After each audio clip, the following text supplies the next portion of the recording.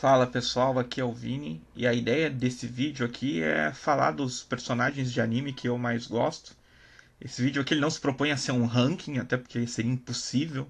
São diversos animes, diversos personagens, né, dentro de cada um desses animes.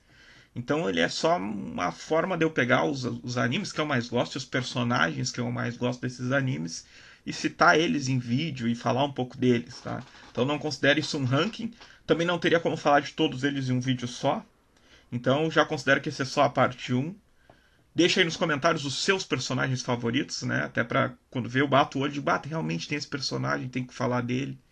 Então vou começar agora com esse vídeo. O personagem que eu tenho que iniciar essa série, que quando eu fui pensando nos personagens, para mim ficou mais claro que eu tinha que iniciar com ele, é o Kuwabara do Yu Hakusho. O Kuwabara do Yu Hakusho eu considero ele um personagem até diferenciado. A gente não tem personagens com a personalidade dele nos animes. Ele não é um personagem clichê, sabe? Ele de início ali é o rival do Yusuke, depois eles viram amigos, mas ele é aquele rival que desde o início da série ele é um personagem de bom coração. O que normalmente acontece nos animes, né? O personagem principal tem um rival que é extremamente mal e tal, e aí depois eles viram amigos. Isso acontece muito no Dragon Ball. Mas o Kuwabara não, eles tinham uma rixa de colégio deles, né? Isso aproxima muito a gente, né? No Yu Hakusho, que o início é bem palpável, né? As relações do Yu Hakusho são muito bem construídas.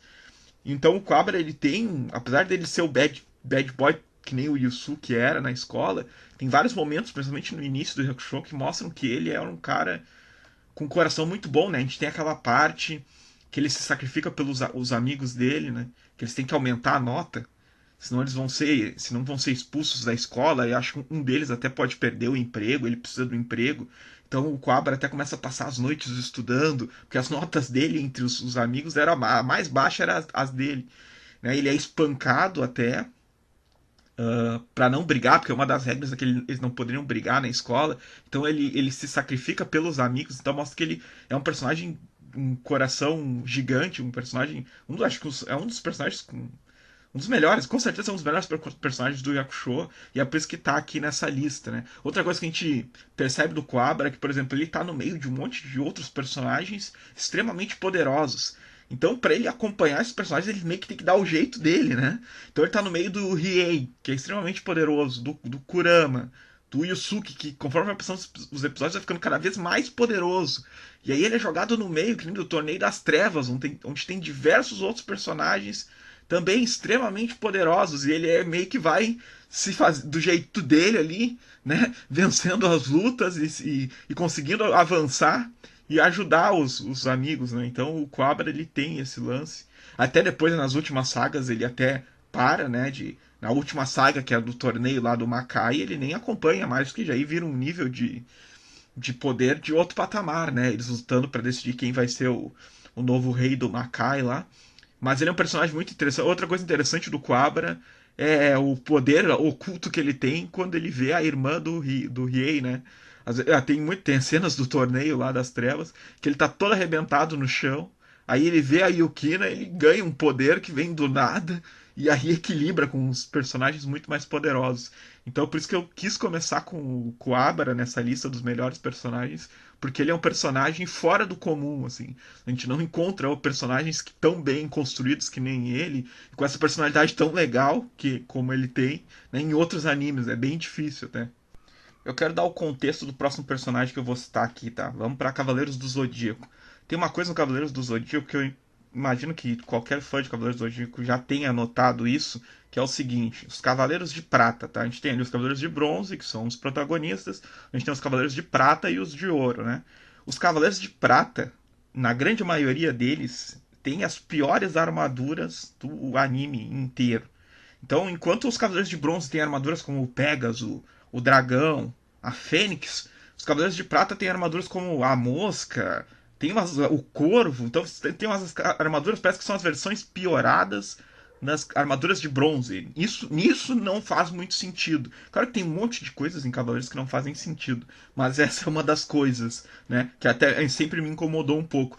Mas tem Cavaleiros de Prata que quebram isso que eu tô dizendo, né? Que nem o Algol de Perseu, que tem o escudo da Medusa. E esse cavaleiro, tu olha pra ele e diz, não, ó, esse cavaleiro aí, ele parece ter um patamar de poder mais elevado mesmo, né? Tanto que ele tem uma luta muito legal entre ele e o Shiryu, ambos com, né, cada um com seu escudo, e o Shiryu, né, faz recorre à última instância, que é furar os próprios olhos para vencer ele. Então essa luta é sensacional, uma luta clássica dos Cavaleiros. Então tem esse personagem que foge um pouco desse estereótipo dos Cavaleiros de Prata terem uma armadura meio tosca. Não, tu vai comparar ele com o Cavaleiro de Mosca, não tem comparação nenhuma, nem parece que os dois estão na mesma classe. Mas o Cavaleiro que eu quero citar nesse vídeo nem é o Algol de Perseu, na verdade ele vai ficar aqui como menção honrosa. O Cavaleiro que eu quero citar nesse vídeo é o Orfeu de Lira, que aparece lá na saga de Hades. Né? Esse sim, um cavaleiro extremamente poderoso, né? Dizem lá na saga de Hades que ele teria o poder de um cavaleiro de ouro, né? Que se compara a um cavaleiro de ouro. Ele sim tem uma armadura muito legal, um visual muito legal, eu acho um dos melhores visuais. Ele é um cavaleiro que eu gostaria de ter. A action figure dele aqui na estante, ele seria um dos cavaleiros que eu gostaria de ter. Eu acho ele um cavaleiro muito. Ele tem uma história muito interessante na saga de Hades, né? E ele, até dentro da saga de Hades, se mostra um cavaleiro extremamente poderoso. Então, por ele quebrar essa regra dos cavaleiros, de ter alguns cavaleiros de prata que são toscos demais, né? E ele ser um cavaleiro que é muito legal. A armadura dele é muito legal. A armadura dele, tu olha, não, essa é uma armadura que realmente parece ser mais poderosa, né? E o estilo dele lutar também com o instrumento musical. Eu acho isso tudo muito legal, então eu quero que ele entre nessa lista aí dos melhores personagens, porque ele corrige um pouco esse negócio dos Cavaleiros de Prata terem umas constelações meio toscas. O último personagem entrou de última hora nessa primeira lista, nesse primeiro vídeo, que eu falei, não, eu tenho que citar ele porque ele é um dos melhores protagonistas de Shonen, pelo menos, né? Como eu disse, esse vídeo inteiro é só a minha opinião, né? Você tem outras opiniões, deixe aí nos comentários. Mas para mim ele é um dos melhores protagonistas da história dos mangás. Então ele tem que entrar nesse vídeo que é o Saitama, né? Porque não tem como não se identificar com o Saitama e a monotonia que ele sente do dia a dia, das coisas não serem tão fáceis para ele, né? Ele é o One Punch Man. Então ele derrota todos os inimigos com um golpe só.